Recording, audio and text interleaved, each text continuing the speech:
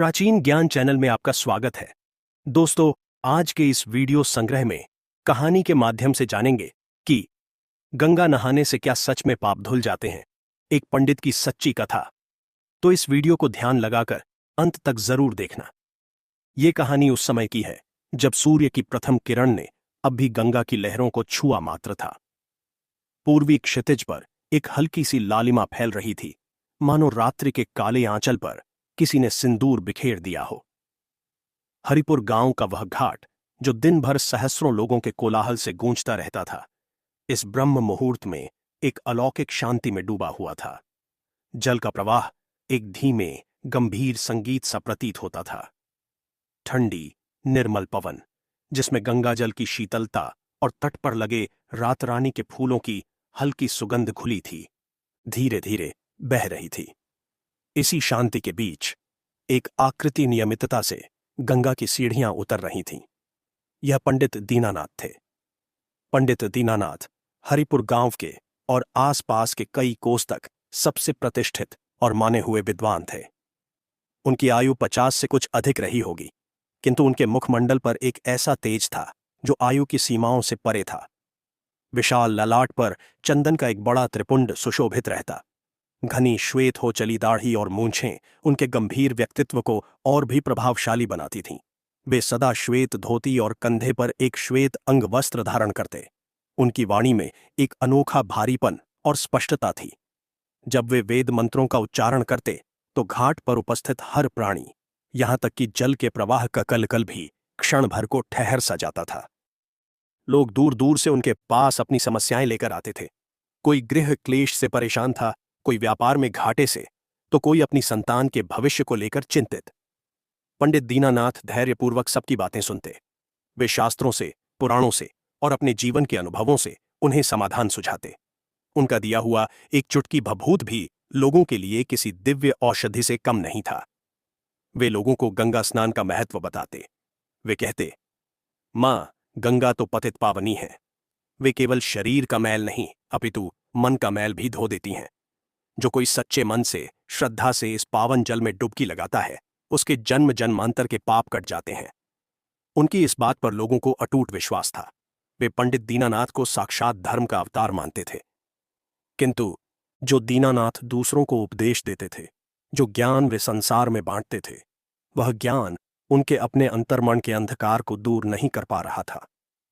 यह एक ऐसा रहस्य था जिसे दीनानाथ के अतिरिक्त और कोई नहीं जानता था। हर भोर जब सारा संसार सोता होता था, पंडित दीनानाथ का मन जाग उठता था। वे अपने भव्य पुश्तैनी घर के एकांत पूजा कक्ष में बैठते। सामने पीतल के बड़े बड़े दियों की मध्यम लौ में उनके इष्ट देव की मूर्तियां चमक रही होतीं। वे घंटों ध्यान करने का प्रयास करते। वे ओम नमः शिवाय का जाप करते।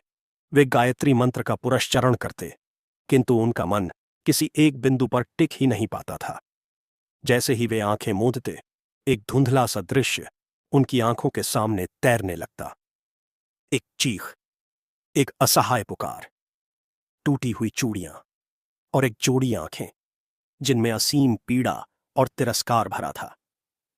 पंडित दीनानाथ झटके से अपनी आंखें खोल देते। उनका पूरा शरीर पसीने से भीग जाता। छाती जोर जोर से धड़कने लगती।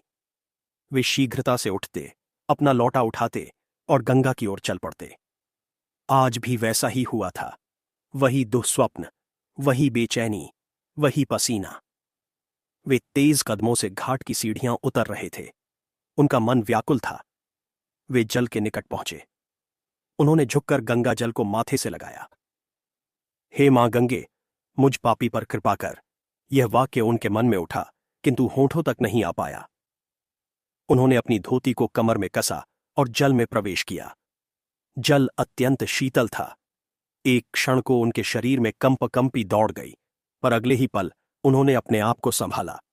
वे गले तक पानी में गए और पूर्व की ओर मुख करके खड़े हो गए। सूर्य अब क्षितिज से थोड़ा और ऊपर उठाया था। उन्होंने लोटे में जल भरा और सूर्य देव को अर्घ्य दिया। मंत्रोच्चार उनके मुख से स्वतः ही निकल पड़े। उनकी वाणी वही थी, वही गंभीरता, वही आरोह अवरोह।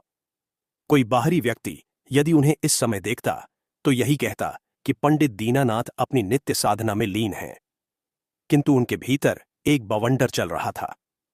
क्या सच में पाप धुल जाते हैं?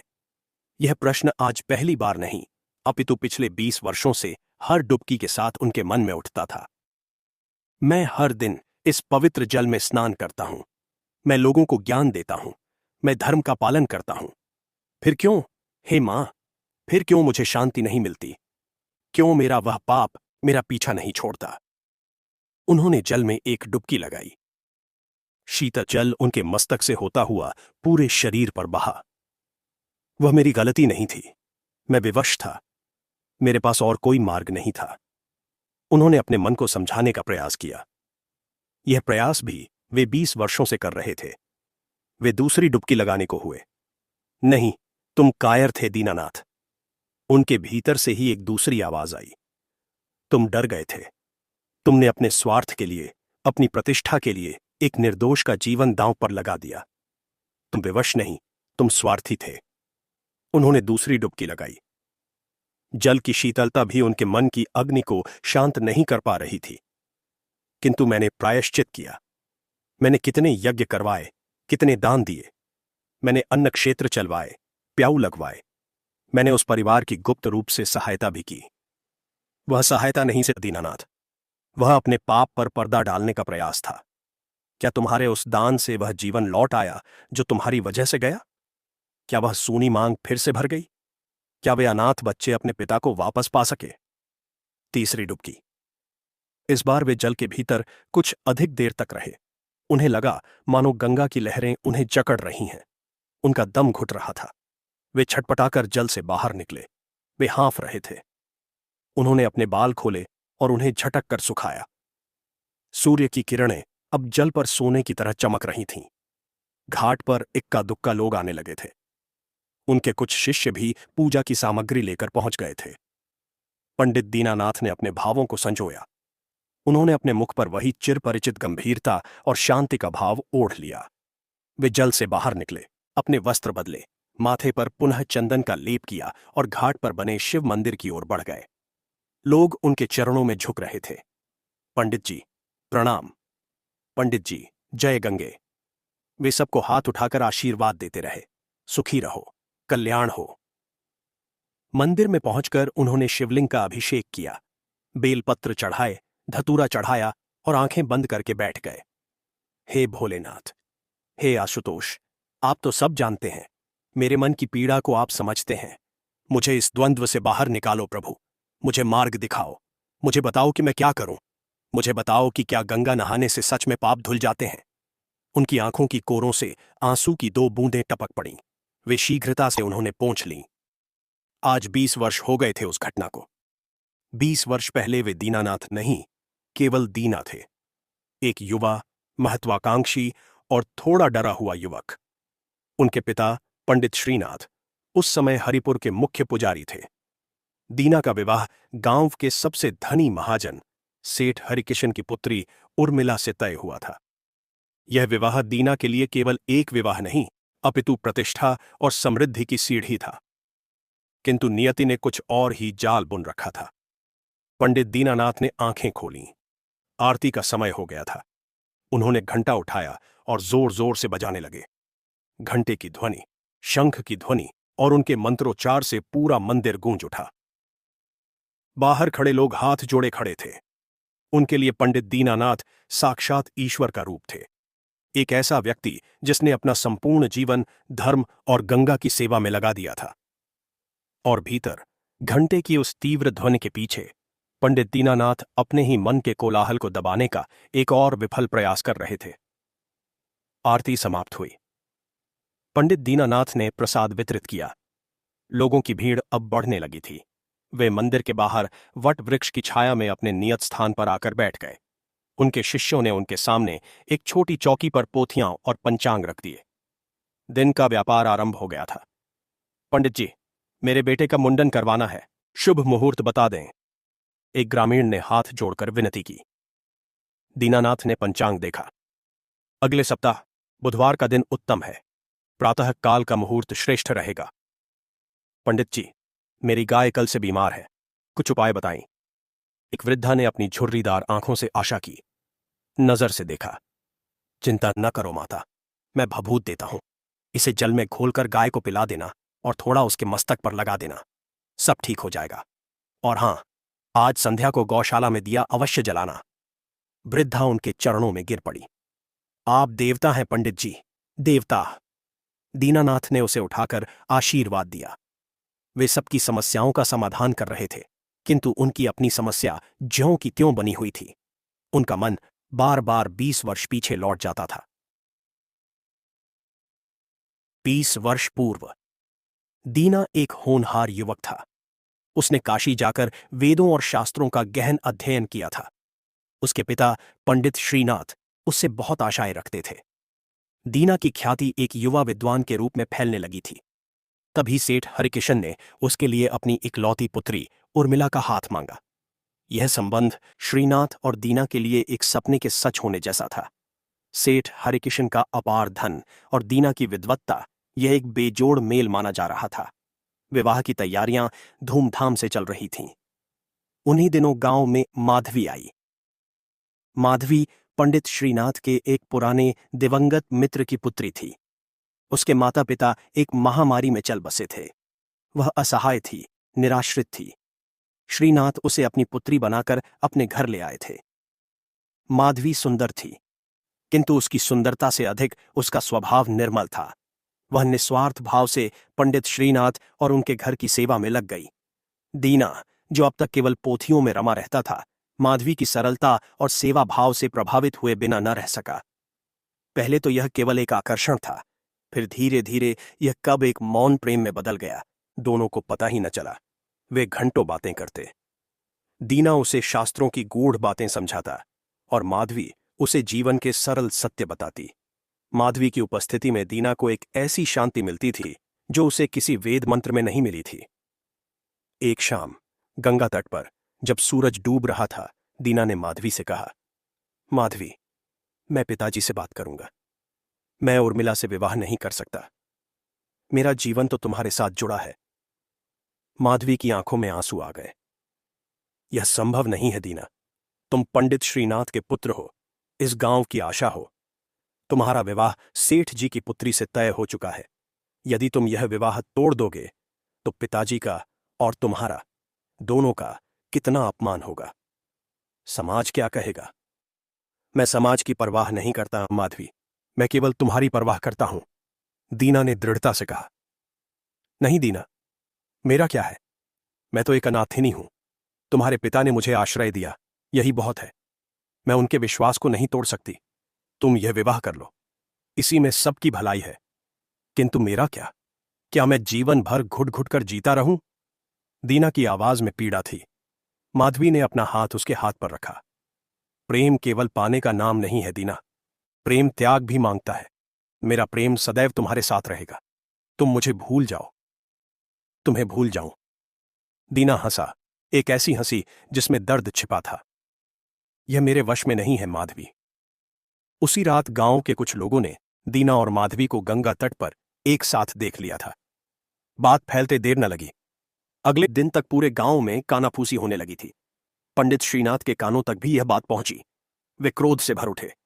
उन्होंने दीना को बुलाया। दीना, यह मैं क्या सुन रहा हूं। वह अनाथ लड़की, तुमने मेरी प्रतिष्ठा को मिट्टी में मिला दिया। पिताजी, यह सत्य है कि मैं माधवी से प्रेम करता हूं और मैं उसी से विवाह करना चाहता हूं, दीना ने साहस बटोर कर कहा। असंभव। श्रीनाथ गरज पड़े। तुम्हारा विवाह सेठ हरिकिशन की पुत्री से तय हुआ है। यह केवल एक विवाह नहीं, यह दो परिवारों का, दो प्रतिष्ठाओं का मिलन है। तुम इस तरह सब कुछ नष्ट नहीं कर सकते। और वह लड़की, कल की आई छिपकली, उसने मेरे बेटे पर डोरे डाल दिए। मैं उसे अभी घर से निकालता हूं। नहीं पिताजी, ऐसा अनर्थ न करें। दीना उनके पैरों में गिर पड़ा। माधवी निर्दोष है, इसमें उसका कोई दोष नहीं। तो दोष किसका है, मेरा या इस समाज का। श्रीनाथ की आंखें लाल थीं।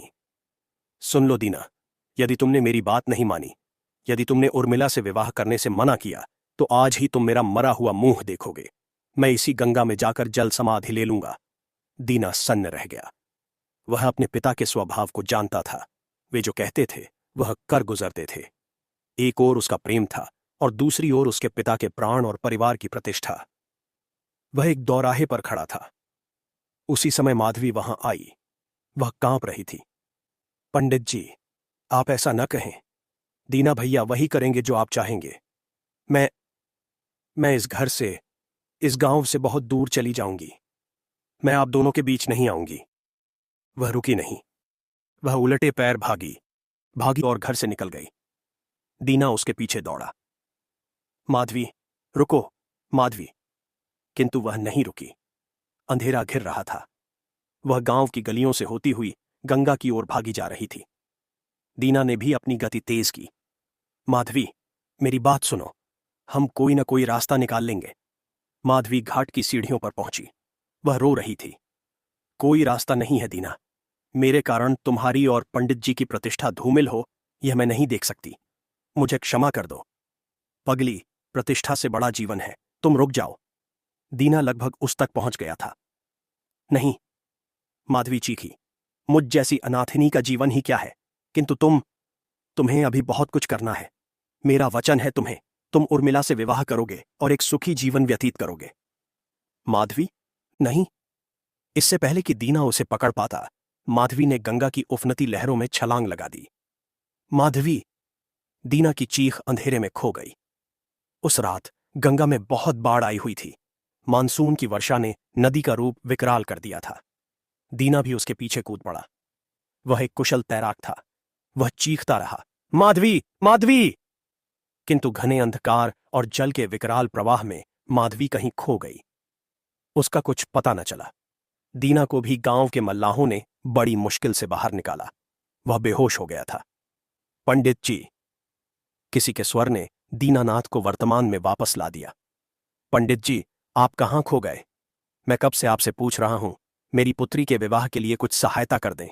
बड़ा संकट है मुझ पर। एक निर्धन ब्राह्मण उनके सामने हाथ जोड़े खड़ा था। पंडित दीनानाथ ने उसे देखा। उनकी आंखों में एक क्षण के लिए वही 20 वर्ष पुरानी पीड़ा उभरी, किंतु उन्होंने तुरंत स्वयं को संभाल लिया। अक्षमा करें, मैं कुछ और सोचने लगा था। उन्होंने अपने शिष्य को संकेत किया। रामू, जाओ, कोठरी से 5 स्वर्ण मुद्राएं और एक पीली साड़ी ले आओ। और देखो, सेठ जी की दुकान से विवाह के लिए आवश्यक सारा अनाज भी भिजवा देना। कहना, पंडित जी ने कहा है। निर्धन ब्राह्मण की आंखें भर आईं। वह उनके चरणों में लौट गया। आप भगवान हैं पंडित जी, भगवान। दीनानाथ ने उसे उठाया। भगवान नहीं भाई, हम सब तो उस ईश्वर के सेवक मात्र हैं। जाओ, तैयारी करो। तुम्हारी पुत्री का विवाह धूमधाम से होगा। ब्राह्मण के जाने के बाद घाट पर पुनः शांति छा गई। दीनानाथ ने अपनी आंखें मूंद लीं।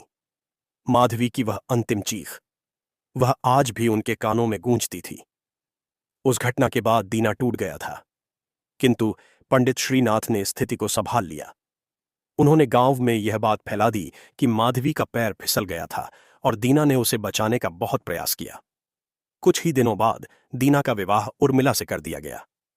दीना ने कोई विरोध नहीं किया। वह एक जीवित शव सा बन गया था। उसने स्वयं को पूरी तरह पूजा पाठ और शास्त्रों में डुबो दिया। उर्मिला एक पतिव्रता स्त्री थी। उसने अपने पति के इस मौन को समझा और कभी कोई शिकायत नहीं की। कुछ वर्षों बाद पंडित श्रीनाथ का देहांत हो गया। दीनानाथ, जो अब पंडित दीनानाथ बन चुके थे, अपने पिता की गद्दी पर बैठे। उनकी ख्याति, उनकी विद्वत्ता उनके पिता से भी अधिक फैली। उन्होंने धर्म कर्म में, दान पुण्य में कोई कमी नहीं रखी। किंतु वह एक चीख, वह एक पाप बोध कि वे चाहते तो माधवी को बचा सकते थे, यदि वे उस दिन अपने पिता के सामने दृढ़ता से खड़े रहते, यदि वे समाज की परवाह न करते, यदि वे अपने स्वार्थ को, अपनी प्रतिष्ठा को न देखते। वे हर दिन गंगा में स्नान करते थे। वे लोगों को बताते थे कि गंगा पाप धो देती है, किंतु उनका अपना पाप, वह तो हर डुबकी के साथ और भी गहरा, और भी स्पष्ट हो जाता था। वे जानते थे कि माधवी की मृत्यु केवल एक दुर्घटना नहीं थी, वह एक हत्या थी, और उस हत्या के दोषी वे स्वयं थे। क्या गंगा सच में पाप धोती है? उन्होंने अपने मन से पूछा। गंगा का जल शांत भाव से बहता रहा, मानो वह कह रही हो, मैं जल हूं दीनानाथ, मेरा काम निर्मल करना है, किंतु जो मैल तुमने अपने मन के भीतर, अपनी आत्मा के भीतर जमा कर रखा है, उसे तो तुम्हें स्वयं ही धोना पड़ेगा। उसके लिए किसी बाहर जल की नहीं, अपने ही आंसुओं की, अपने ही प्रायश्चित की आवश्यकता है। पंडित दीनानाथ ने एक गहरी सांस ली। दोपहर ढल रही थी। घाट पर फिर से भीड़ बढ़ने लगी थी। संध्या आरती की तैयारी होने लगी थी। उन्हें अभी बहुत से काम करने थे। यह कथा बहुत लंबी और गहरी है। इसके अगले भागों में हम देखेंगे कि पंडित दीनानाथ के जीवन में क्या मोड़ आता है, कैसे एक घटना उनके इस जमे हुए विश्वास को तोड़ती है और उन्हें पाप पुण्य के एक नए अर्थ से परिचित कराती है। गंगा नहाने से क्या सच में पाप धुल जाते हैं? एक पंडित की कथा। अब अगले भाग की जानकारी ध्यान लगाकर सुनना। दोस्तों, माधवी की जल समाधि को 20 वर्ष बीत चुके थे। इन 20 वर्षों में पंडित दीनानाथ का नाम और उनकी ख्याति सूर्य के तेज के समान फैली। उनका ज्ञान, उनकी वाणी और उनके दान पुण्य की चर्चाएं दूर दूर तक होती। उनका घर एक भव्य अट्टालिका बन चुका था और उनके शिष्यों की संख्या अगणित थी। किंतु भीतर ही भीतर दीनानाथ का हृदय खोखला होता जा रहा था। उनका पाप बोध एक ऐसे विषैले वृक्ष के समान था जिसकी जड़ें उनके अंतर्मन में गहरी धंसती जा रही थीं और जिसकी छाया उनके समस्त पुण्य कर्मों को ढक लेती थी। उनकी पत्नी उर्मिला एक आदर्श पत्नी थी। उसने अपने पति के इस मौन और अवसाद को कभी कुरेदा नहीं। वह निःशब्द होकर उनकी सेवा करती रही, यह जानते हुए भी कि वह अपने पति के मन के उस कक्ष में कभी प्रवेश नहीं पा सकती जहां माधवी की स्मृतियां जलती थीं। हर दिन गंगा में लगाई गई डुबकी दीनानाथ को पवित्र करने के स्थान पर उनके पाखंड का बोध कराती थी। फिर वह वर्ष आया जब गंगा ने अपना विकराल रूप धारण किया। वर्षा ऋतु अपने यौवन पर थी। पहाड़ों पर मेघ इस प्रकार बरस रहे थे मानो आकाश में कोई बड़ा छिद्र हो गया हो। गंगा का जल मटमैला हो गया था और उसका प्रवाह तीव्र और भयंकर। जल का स्तर हर घंटे बढ़ रहा था। हरिपुर गांव, जो सदा मां गंगा के आंचल में स्वयं को सुरक्षित समझता था, आज उसी आंचल के कोप से कांप उठा था। पहले तो पानी केवल घाट की सीढ़ियों तक सीमित रहा। फिर उसने सीढ़ियां लांघी और मंदिर के प्रांगण में प्रवेश किया। गांव के निचले हिस्सों में पानी भर गया। लोग अपना घर बार छोड़कर ऊंचे स्थानों की ओर भागने लगे। हरिपुर में हाहाकार मच गया। सभी लोग दौड़े दौड़े पंडित दीनानाथ के पास आए। पंडित जी, रक्षा करें। यह देवी का कैसा कोप है? आप कुछ कीजिए, यज्ञ कीजिए, अनुष्ठान कीजिए, मां को शांत कीजिए। दीनानाथ ने लोगों को धीरज बंधाया। उन्होंने अपने सभी शिष्यों को एकत्रित किया और घाट पर, जो अब लगभग जलमग्न हो चुका था, एक विशेष पूजा आरंभ की। मंत्रोच्चार होने लगे। अग्नि प्रज्वलित की गई और आहुतियां दी जाने लगीं। ओम गंगे च यमुने च गोदावरी सरस्वती। दीनानाथ पूरे मनोयोग से मंत्र पाठ कर रहे थे, किंतु उनका अपना मन कांप रहा था।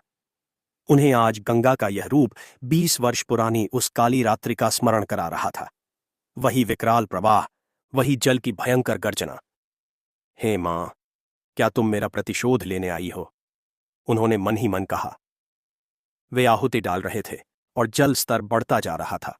उनकी पूजा, उनके मंत्र, उनका ज्ञान सब व्यर्थ सिद्ध हो रहा था। गंगा का क्रोध शांत होने का नाम नहीं ले रहा था। तभी उस भीड़ और कोलाहल के बीच एक ठहाका गूंजा। सबने चौंक कर देखा। घाट की सबसे ऊपरी सीढ़ी पर, जहां पानी अभी नहीं पहुंचा था, एक सन्यासी खड़ा था। उसकी आयु का अनुमान लगाना कठिन था। जटाएं बिखरी हुई थीं, शरीर पर केवल एक व्याघ्र चर्म लिपटा था और नेत्र अंगारे के समान दहक रहे थे। वह हाथ में एक बड़ा चिमटा लिए खड़ा था और पंडित दीनानाथ को देखकर ठहाका लगा रहा था। मूर्ख, वह सन्यासी गरजा। उसकी आवाज बादलों की गड़गड़ाहट से भी अधिक भारी थी। जिस बाण को तूने अपने भीतर 20 वर्षों से पाल रखा है, उसे शांत किए बिना तू इस बाहरी बाढ़ को शांत करने चला है। पाखंडी। सारे लोग सन्न रह गए। हरिपुर में आज तक किसी ने पंडित दीनानाथ से इस स्वर में बात करने का साहस नहीं किया था। दीनानाथ का चेहरा क्रोध से तमतमा गया। उनकी प्रतिष्ठा पर सीधा प्रहार हुआ था। वे अपनी पूजा बीच में ही छोड़कर उठे और सन्यासी की ओर बढ़े। कौन हो तुम, अवधूत? मेरे धर्म कर्म में बाधा डालने का तुम्हारा साहस कैसे हुआ? तुम क्या जानो धर्म और पाप के विषय में? सन्यासी पुनः हंसा। मैं वह जानता हूं जो तू आईने में देखकर भी स्वयं से छिपाता है दीनानाथ। तू लोगों को गंगा स्नान का महत्व बताता है। तूने आज तक कितनी डुबकियां लगाई? बता, क्या तेरा पाप धुला? क्या तेरे मन को शांति मिली? क्या माधवी की चीखें तुझे सुनाई देनी बंद हुई? अंतिम वाक्य एक वज्र के समान पंडित दीनानाथ के मस्तक पर पड़ा। वह जहां थे वहीं जड़ हो गए। उनके हाथ से पूजा की थाली छूटकर गिर गई। उनके मुख से शब्द नहीं निकले। 20 वर्ष का छिपाया हुआ रहस्य, जिसे वे समझते थे कि उनके सिवा कोई नहीं जानता, आज इस अवधूत ने भरी सभा में उजागर कर दिया था। लोग एक दूसरे का मुंह देखने लगे। माधवी, यह माधवी कौन है? कानाफूसी आरंभ हो गई। सन्यासी ने अपना चिमटा भूमि पर पटका। गंगा स्नान से पाप धुलते हैं या नहीं, इसका उत्तर तू चाहता है ना? तो चल, आज गंगा स्वयं तुझे इसका उत्तर देगी। यह प्रलय तेरे ही लिए आई है दीनानाथ। यह कहते ही सन्यासी ने दीनानाथ का हाथ बलपूर्वक पकड़ लिया और उन्हें घसीटते हुए उफनती गंगा की लहरों की ओर ले चला। छोड़ो मुझे, यह क्या पागलपन है? दीनानाथ चिल्लाए। किंतु सन्यासी की पकड़ लोहे के समान मजबूत थी। वह उन्हें घसीटता हुआ मंदिर के उस चबूतरे तक ले गया जो अब जल की प्रचंड लहरों से टकरा रहा था। आज या तो तू डूबेगा या तेरा पाप डूबेगा, सन्यासी चीखा। और तभी प्रलय का एक बड़ा झोंका आया। नदी का एक विकराल दानव रूपी लहर उठी और पूरे मंदिर को अपनी चपेट में ले लिया। चीख पुकार मच गई। लोग अपनी जान बचाने के लिए भागने लगे। पंडित दीनानाथ और वह सन्यासी दोनों उस प्रचंड प्रवाह में बह गए। जल का प्रवाह अकल्पनीय रूप से तीव्र था। दीनानाथ ने अपने जीवन में कभी ऐसे वेग का अनुभव नहीं किया था। उन्हें लगा मानो सहस्रों हाथ उन्हें जल के गर्त में खींच रहे हैं। उनका दम घुटने लगा। एक क्षण के लिए उन्हें लगा कि उनका अंत आ गया है। यही मेरा प्रायश्चित है। माधवी ने जिस जल में प्राण दिए, वही जल आज मेरे प्राण ले रहा है। उन्होंने संघर्ष करना छोड़ दिया। किंतु तभी सन्यासी का वही लौह सदृश हाथ उन तक पहुंचा। सन्यासी ने उनके बालों को पकड़ा और उन्हें एक झटके से ऊपर खींचा। दोनों किसी तरह बहते हुए एक विशाल वट वृक्ष की शाखा से जा अटके, जो नदी के बीच में किसी द्वीप के समान प्रतीत हो रहा था। दोनों हाँफ रहे थे। चारों ओर केवल जल था, मटमैला, क्रोधित जल। हरिपुर गांव दूर कहीं अंधकार में डूबता दिख रहा था। दीनानाथ ने सन्यासी की ओर देखा। उसकी आंखों में अब भी वही ज्वाला थी। क्यों बचाया मुझे? दीनानाथ ने टूटे हुए स्वर में कहा। मर जाने देते, मेरे पापों का यही दंड था। मृत्यु दंड नहीं है दीनानाथ। सन्यासी की आवाज अब भी उतनी ही गंभीर थी। मृत्यु तो पलायन है। तू 20 वर्षों से जी नहीं रहा, केवल मृत्यु की प्रतीक्षा कर रहा है। मैं तुझे बचाने नहीं, तुझे जगाने आया हूं। अब क्या शेष है जगाने को? दीनानाथ रो पड़े। आज 20 वर्षों में पहली बार उनकी आंखों से पश्चाताप के आंसू बह रहे थे। मैंने सब खो दिया। मैंने प्रेम खोया, मैंने सत्य खोया, और आज मेरी प्रतिष्ठा भी चली गई। मैं एक पाखंडी हूं, एक हत्यारा हूं। मेरा ज्ञान, मेरे मंत्र, सब व्यर्थ हैं। हां, व्यर्थ हैं। सन्यासी ने कठोरता से कहा। तेरा सारा ज्ञान व्यर्थ है, क्योंकि वह पोथियों में पड़ा रहा, तेरे आचरण में नहीं उतरा। तूने शास्त्रों को पढ़ा, किंतु उनके मर्म को नहीं समझा। क्या मर्म? क्या यही मर्म है कि मैं अपने पिता के प्राणों की बलि दे देता, या समाज के भय से अपने प्रेम को त्याग देता? मैंने जो किया अपनी प्रतिष्ठा के लिए किया। यही तो तेरा भ्रम है दीना, सन्यासी ने कहा। तूने जो किया वह प्रतिष्ठा के लिए नहीं, अपने अहंकार के लिए किया। तूने अपने पिता के प्राणों को नहीं, अपनी कायरता को चुना। तू डर गया दीना।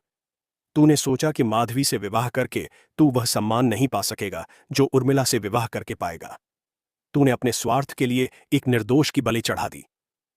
दीनानाथ के पास कोई उत्तर नहीं था। सन्यासी का एक एक शब्द सत्य था। और फिर सन्यासी ने बोलना जारी रखा। उस एक पाप को छिपाने के लिए तूने 100 पुण्य किए। तूने दान दिया, यज्ञ किए, मंदिर बनवाए।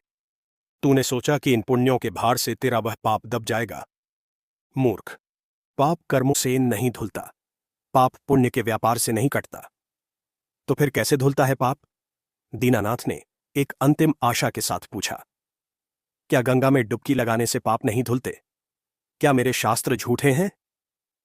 सन्यासी कुछ क्षण मौन रहा। वह बहते हुए जल को देखता रहा। फिर वह बोला, शास्त्र झूठे नहीं हैं दीनानाथ, तेरी समझ झूठी है। गंगा नहाने से पाप अवश्य धुलते हैं, किंतु तू कभी गंगा में नहाया ही नहीं। दीनानाथ ने आश्चर्य से उसे देखा। मैं अपने जीवन के 30 वर्ष प्रतिदिन इस जल में डुबकी लगाता रहा हूं, और तुम कहते हो मैं नहाया नहीं। नहीं, सन्यासी ने दृढ़ता से कहा, तू केवल अपने शरीर को जल में डुबोता रहा। तेरा मन, तेरी आत्मा, तेरा अहंकार, तेरा पाखंड सब तट पर ही खड़े रहते थे। तू जल में जाता था पंडित दीनानाथ बनकर, और जल से बाहर भी आता था पंडित दीनानाथ बनकर। तेरा वह पाप जिसे तूने 20 वर्ष से अपने अहंकार की तिजोरी में बंद कर रखा था, उसे तूने कभी गंगा को छूने ही नहीं दिया। सन्यासी का स्वर धीमा हो गया। गंगा का धर्म क्या है दीनानाथ? उसका धर्म है बहना। वह सब कुछ स्वीकार करती है, निर्मल जल भी और नगरों का मैल भी। वह राख भी लेती है और फूल भी लेती है, और वह किसी को अपने पास नहीं रखती। वह सब कुछ लेकर बहती रहती है, और बहते बहते स्वयं को पुनः निर्मल कर लेती है। यही गंगा का ज्ञान है। पाप धोना एक डुबकी का खेल नहीं है, यह एक प्रक्रिया है। यह स्वीकार करने का साहस है। यह अपने भीतर के मैल को, अपने पाप को, अपने पाखंड को पहचानने और उसे गंगा की धारा के समान बह जाने देने का नाम है। जिस क्षण तूने यह स्वीकार कर लिया होता कि तू कायर था, जिस क्षण तूने अपने पाखंड को त्याग दिया होता, उसी क्षण तेरा पाप धुलना आरंभ हो गया होता। किंतु तूने उसे पकड़े रखा। तूने अपने पाप को भी अपनी प्रतिष्ठा का भाग बना लिया। दीनानाथ निःशब्द होकर सुन रहे थे। आज उनके जीवन का सबसे बड़ा ज्ञान उन्हें किसी पोथी से नहीं, अपितु जीवन और मृत्यु के बीच गंगा की गोद में मिल रहा था। माधवी की मृत्यु का पाप तेरे सर पर है, सन्यासी ने कहा, किंतु उससे बड़ा पाप तूने यह किया कि तूने 20 वर्ष तक एक झूठा जीवन जिया। तूने स्वयं को भी धोखा दिया और संसार को भी। जा, अब भी समय है।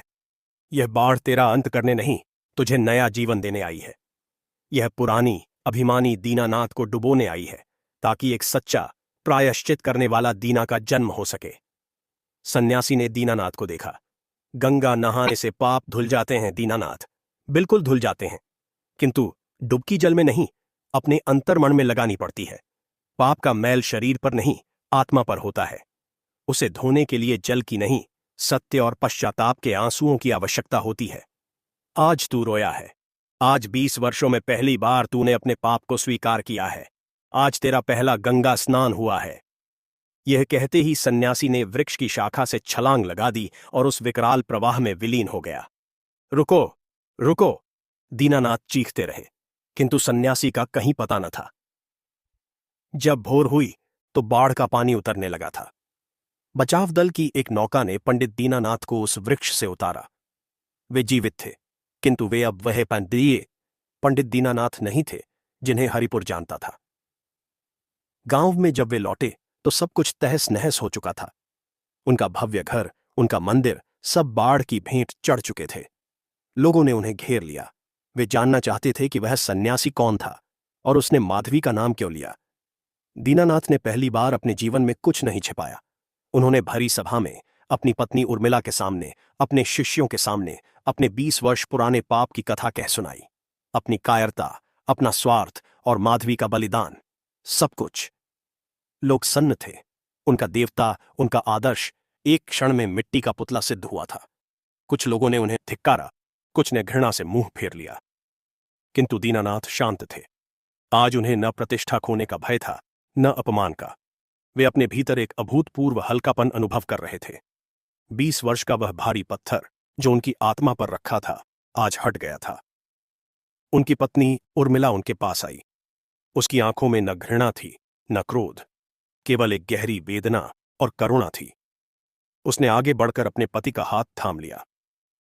उस दिन के बाद पंडित दीनानाथ का जीवन बदल गया। उन्होंने अपनी बची खुची संपत्ति बाढ़ पीड़ितों की सेवा में लगा दी।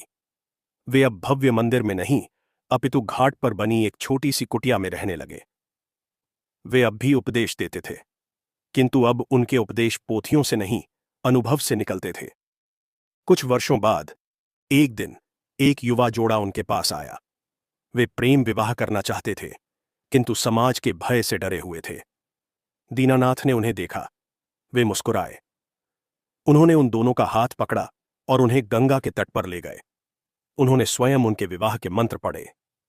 विवाह के पश्चात उस युवक ने पूछा, पंडित जी, लोग कहते हैं हम पाप कर रहे हैं, क्या गंगा में नहाने से हमारा यह पाप धुल जाएगा? पंडित दीनानाथ ने गंगा के निर्मल जल की ओर देखा। सूर्य अस्त हो रहा था और जल सिंदूरी लग रहा था। उन्होंने कहा, पुत्र, प्रेम करना पाप नहीं है, कायरता से उसे त्याग देना पाप है।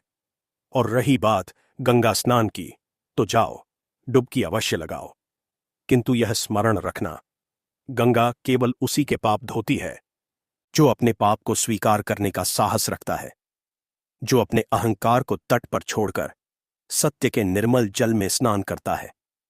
जाओ, एक नया जीवन आरंभ करो।